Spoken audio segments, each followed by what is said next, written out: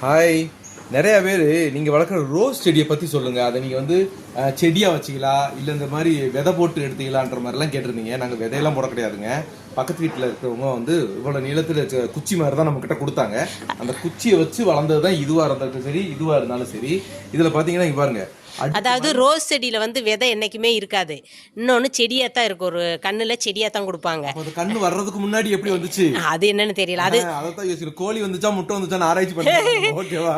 இப்ப பாத்தீங்கன்னா இதுல பாருங்க 1 2 3 4 5 நிறைய பேர் கேட்டிருந்தீங்க ரோஸ் எங்களுக்காச்சும் கொடுங்க, ஏங்க வேஸ்ட் ஆக்குறீங்க, பக்கத்து வீடா இருந்தா பரவாயில்ல, நாங்க பிடிங்கி டெய்லி வீட்லயே கூட கொண்டு கொடுத்துருவோம், நீங்க இது அனுப்பி விடுங்கன்றீங்க. எப்படிங்க நாங்க அனுப்பி விட முடியும்? இங்க இருந்து எவ்வளவு தூரம் அனுப்பி வர்றதுக்குள்ள வாடி கட்டணும். ஆனா பக்கத்து வீடா இருந்தீங்கன்னா கண்டிப்பா வந்து பூக்கும்போது இங்க இருக்க இந்த மாதிரி முட்டைலாம் பார்த்தாங்கன்னா அப்படியே பறிச்சுக்கிட்டு போயிடுவாங்க.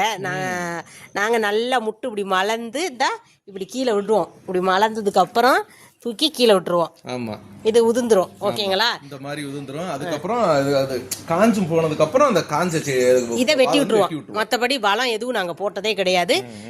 இதுக்கு வெறும் தண்ணி தான் பாய்ச்சிக்கிட்டு இருக்கோம். முட்டு பார்த்தீங்களா, அடுக்கா இத்தனை இருக்கு பார்த்தீங்களா? இது இன்னும் மலர்ந்து வரும்போது அடுக்கடுக்கா வந்துடும். இன்னொன்று பார்த்தீங்கன்னா அங்கே கருவேப்பிலைக்கு போமா, முட்டு விட்ட முல்லைக்கோடி மச்சான் வச்ச மஞ்சக்கோடி, மச்சான் தொட்ட மஞ்சள் கிளி.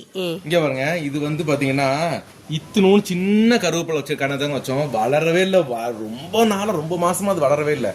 அதுக்கப்புறம் ஒருத்தவங்க சொன்னாங்க, இந்த மாதிரி சேச்சி தான் சொன்னாங்க, என்னன்னா இந்த புளிப்பு, அதாவது இந்த மாவு, புளிச்ச மாவு, இந்த மாதிரி புளிச்ச கஞ்சி தண்ணி, இந்த மாதிரி இதுகள்லாம் ஊத்துனீங்கன்னாக்கும் செஞ்சீங்கன்னா நல்லா வளரும், கொப்பு கொப்பு வளரும்னாங்க. அதை ஊத்துனதுக்கு அப்புறம் தாங்க கப்பு கப்பு கப்பு நல்லா கரு. அதாவது கருவேப்பிலை செடி உங்க வீட்டில் வளராம இருந்துச்சுன்னா புளிச்ச தயிர், சோறு வடிச்ச தண்ணி, இதெல்லாம் நீங்க ஊத்துனீங்கன்னா மாவு புளிச்சது, சோறு வச்ச தண்ணி கொதிக்கல ஊத்தி விட்றாதீங்க. மறுநாள், அதாவது இன்னைக்கு வடிச்ச தண்ணியை மறுநாள் வச்சு அதுக்கு மறுநாள் ஊத்துனீங்கன்னா தண்ணி கொஞ்சம் புளிச்சிரும். புளிச்ச தண்ணியை ஊத்துனா குயிக்கா வளருது. ஓகேங்களா?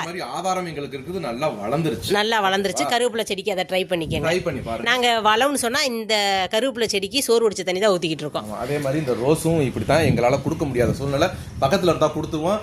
அனுப்பி வைங்க, நாங்களாச்சும் தலையில வச்சுக்கிறோம் சொல்லி நிறைய பேர் சொல்றீங்க. எப்படி அனுப்ப முடியும்? இதை பிச்சுட்டு இங்க வர்றதுக்குள்ளே உதிர்ந்து போயிருது. எப்படி அனுப்புறது? ஓகே, வரும்போது நாங்க பறிச்சு தர்றோம். ஓகேங்களா? நீங்க யாராச்சும் உறவு வரும்போது அவங்களுக்கு பறிச்சு. ஓகேவா? ஓகேங்க, பாருங்க, பத்திரமா இருங்க. பாய்.